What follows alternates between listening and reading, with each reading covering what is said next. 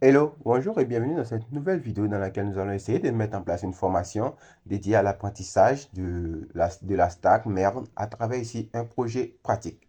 Donc à travers ce projet, on va essayer de créer ici un mini-site e-commerce qui va comprendre les fonctionnalités de base telles que la connexion, l'inscription, et l'ajout au panier et les paiements. Et pour les paiements, on essaiera d'intégrer le minimum, on essaiera d'intégrer PayPal et on va essayer aussi d'intégrer ici un système de paiement qui fonctionne en Afrique. Donc maintenant que ça c'est dit, c'est le moment de vous présenter ici le projet. Donc on va apprendre au cours de ce projet, c'est comment est-ce qu'on peut faire ici pour écrire du code React.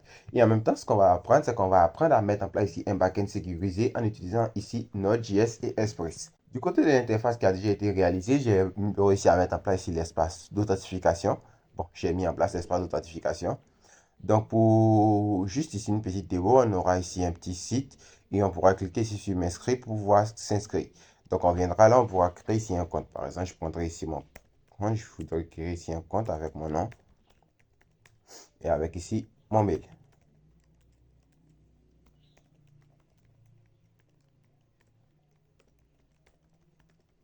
Pour le mot de passe, je peux mettre ici n'importe quoi, histoire de tester, puisque j'ai mis ici une validation juste sur le mot de passe qui demande à ce qu'il y ait ici un caractère spécial, une lettre majuscule, une lettre minuscule et des mots de passe. Donc là, je l'ai fait à l'aide des Rugus. Et là, j'entre ici un mot de passe qui correspond pas aux attentes de vérification, que je clique ici sur m'inscrire. J'ai ici la valeur saisie est incorrecte qui apparaît en dessous du mot de passe. Et j'ai ici un message d'alerte qui me dit que le formulaire est invalide. Donc, si maintenant j'entre ici un bon mot de passe avec le bon format, je prendrai ici 1, 2, 3, 4, 5, 6, 7, 8, 9, A, et point d'exclamation. Et que je clique ici sur m'inscrire maintenant, on voit que là, j'ai ici un petit spinner qui tourne et après, j'ai votre compte a été créé. Et une fois que mon compte a été créé, on remarque que je suis automatiquement redirigé ici sur la route de login.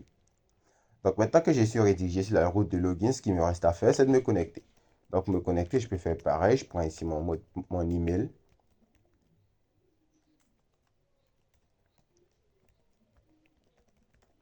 Et je peux entrer encore ici un mot de passe incorrect, histoire de vérifier que la vérification se fait. Et là, si je clique ici sur connexion, on voit que là, j'ai la valeur saisie est incorrecte.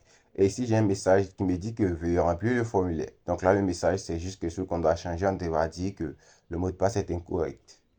Et à présent, si j'entre ici mes bonnes informations pour me connecter avec le mail qui est gmail.com. Et pour le mot de passe, je prends ici le mot de passe correct. 1, 2, 3, 4, 5, 6, 7, 8, 9 et que je clique maintenant ici sur connexion, on voit que là, j'ai connexion en cours et connexion au compte effectuée. Mais là encore, on a ici un petit bug qui apparaît puisque lorsqu'on finit de se connecter, on devrait automatiquement avoir ici une nouvelle interface pour la navbar, mais on remarque qu'on a toujours ici la même apparence. Donc, on a toujours le bouton me connecter, le bouton m'inscrire qui apparaissent. Donc là, c'est un petit souci que je n'ai pas encore réglé. Et là, je vous inviterai à m'aider à le résoudre dans les commentaires. Donc, pour que ça fonctionne, ce que j'aurais dû faire, c'est de rafraîchir la page, mais j'ai voulu éviter le rafraîchissement de la page. Donc, si je viens et que je rafraîchis la page, il me dira qu'on est connecté. Et une fois qu'on est connecté, on voit qu'on a ici une navbar qui est totalement différente de celle qui apparaît lorsqu'on n'est pas connecté. Et à présent, si on est connecté, quand on essaie encore d'aller ici sur la route de login pour créer ici un nouveau compte, on voit qu'on est automatiquement redirigé sur la page d'accueil. Donc, ça sera pareil si on essaie d'aller encore sur la page de création de compte, on est automatiquement redirigé sur la page d'accueil. Donc là, le système comprend qu'on est connecté et qu'on n'a plus besoin de créer un compte ou de se connecter à nouveau. Ensuite, ce que j'ai fait, c'est que là, j'ai ici essayé d'afficher ici un système de catégories qui est pour le moment non fonctionnels, donc des catégories que les utilisateurs pourront créer plus tard lorsqu'ils vont se créer des comptes, parce que ça sera une sorte de site multivendeur. Donc on atteint ici que la moto passe. Et donc ça sera ici un système du genre de multivendeur, c'est-à-dire les utilisateurs pourront venir créer leur compte, ils pourront ajouter des articles à mettre en vente sur le site. Et là, on va les afficher ici. Donc les articles qu'ils choisiront seront classés ici par des catégories qui auront peut-être déjà été préparées. Et on affichera ces catégories à ce niveau-là. Mais ce n'est pas vraiment grand-chose à faire, donc ne vous inquiétez pas. Ensuite, ce qu'on fera, c'est que là en dessous, ici, on affichera ici les différents articles qui auront été postés. Donc, pour le moment, on a les articles qui ont été postés, on n'a pas ici de page de détail. Et ici, le bouton ajouter au panier ne fonctionne pas. Ensuite, ce qu'on aura encore, c'est qu'on aura ici un écran ici qui va lister ici tous les produits, c'est-à-dire tous les produits présents sur la plateforme. Et au niveau de l'affichage ici de ces produits, on va créer ici deux différents modes d'affichage, l'affichage en mode grid et l'affichage en mode liste. Donc là, on pourra passer entre les deux modes à travers ici ces deux petites icônes. Donc on pourra choisir quel affichage afficher et quel affichage n'est pas affiché. Donc, du côté de React, vous allez apprendre à gérer ici les erreurs, valider correctement les formulaires et pas mal de petites choses qui vous seront très utiles. Et à la sortie ici de cette formation, vous serez capable de créer ici une interface correcte en React.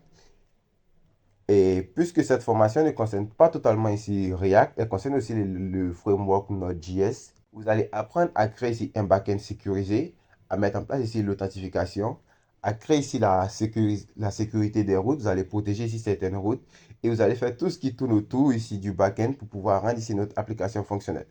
Donc, si comme moi vous êtes excité à l'idée de commencer ici cette formation, n'hésitez pas à le dire en commentaire et n'hésitez pas à liker la vidéo, à la partager. Ça fait plaisir et ça permet de faire grandir la communauté.